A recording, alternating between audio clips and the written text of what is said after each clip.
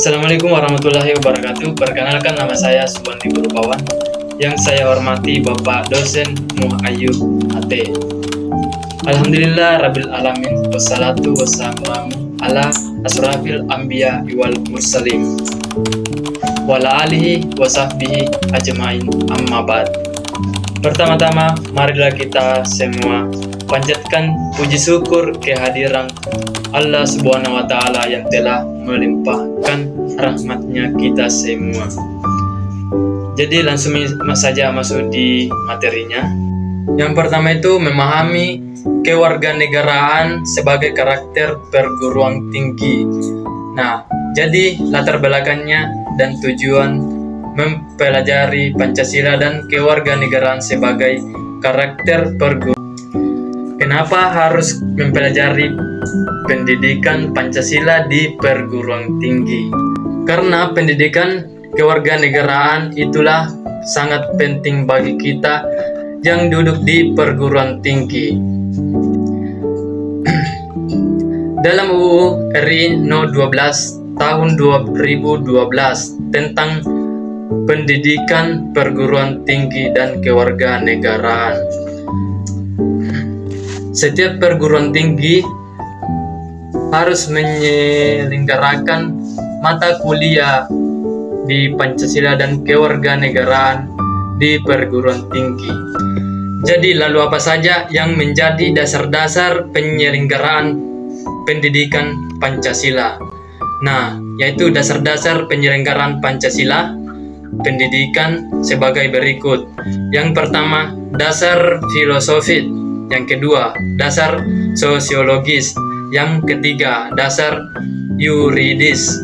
Nah, yang pertama dasar filosofis, yaitu dilatar belakang oleh adanya pertentangan ideologis pasca Perang Dunia Kedua. Kapitalisme dan komunisme. Dalam hal ini, Pancasila berperan sebagai merging of affiliation antara dua ideologi. Nah, jadi yang kedua itu dasar sosiologis. Jadi di sini ada tiga dasar-dasar sosiologis. Jadi yang pertama, kebinekaan atau pluralitas bangsa Indonesia yang tinggi. Nah, jadi yang kedua itu nilai Pancasila sebagai upaya merentas perpecahan pemberontakan. Jadi yang ketiga, kependudukan Pancasila sebagai kekuatan pemersatu. Nah, jadi di sini yang ketiga, dasar yuridis. Nah, di sini ada dua golongan dasar yuridis. Nah, yang pertama, satu, Pancasila sebagai norma dasar negara dan dasar negara Republik Indonesia. Tercantum dalam pembukaan UUD Negara Republik Indonesia 1945.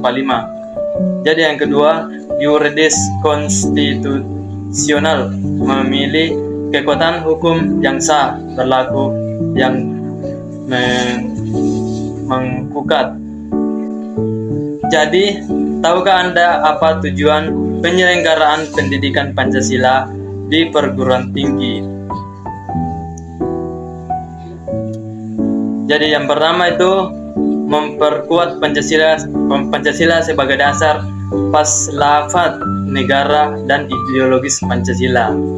Nah, yang kedua yaitu memberikan pemahaman dan penghayatan atas jiwa dan nilai-nilai dasar Pancasila untuk dapat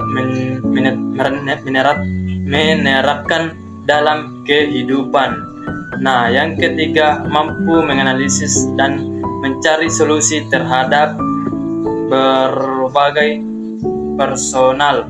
Nah, yang keempat itu mampu mengapresiasi nilai-nilai yang terkandung dalam Pancasila.